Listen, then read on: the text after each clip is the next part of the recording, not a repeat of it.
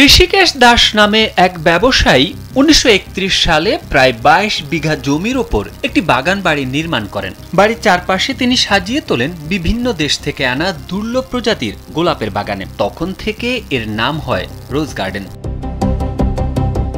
১৯৩৬ সালে ঢাকার বই ব্যবসায়ী খান বাহাদুর মৌলভী কাজী আব্দুর রশিদের কাছে বিশাল এই অট্টালিকা বিক্রি করে দেন ঋষিকেশ দাস। কাজী আব্দুর রশিদ সেখানে প্রিভেনশিয়াল লাইব্রেরি গড়ে তোলেন। ১৯৪৯ সালের ২৩ জুন এই রোজ গার্ডেনেই গঠিত হয় পূর্ব পাকিস্তান আওয়ামী মুসলিম লীগ। নিন মজাদার গোলমার্ক পপ, হুড়মুড়ে বাইটে ফুরফুরে লাইফ।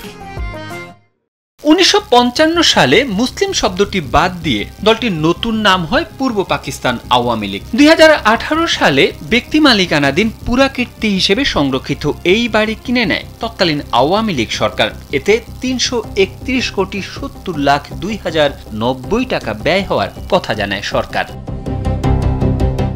জুলাই গণ অভ্যুত্থানে আওয়ামী লীগ সরকারের পতন হলে এই বাড়িটি ঘিরে শুরু হয় নানা জল্পনা। বেরিয়ে আসতে থাকে থলের বিড়াল। জানা যায় দলটির জন্মস্থান হিসেবে খ্যাত রোজ গার্ডেন ক্রয়ে রাষ্ট্রের ৩৩২ কোটি টাকা ক্ষতি সাধনের অভিযোগ। বিষয়টি নিয়ে ইতোমধ্যেই অনুসন্ধানে নেমেছে দুর্নীতি দমন কমিশন দুদক। অনুসন্ধানে যাদের বিরুদ্ধে সংশ্লিষ্টতার প্রমাণ পাওয়া যাবে তাদের বিরুদ্ধেই ব্যবস্থা নেওয়া হবে বলে বুধবার জানিয়েছেন দুদকের উপপরিচালক মোহাম্মদ আক্তার হোসেন।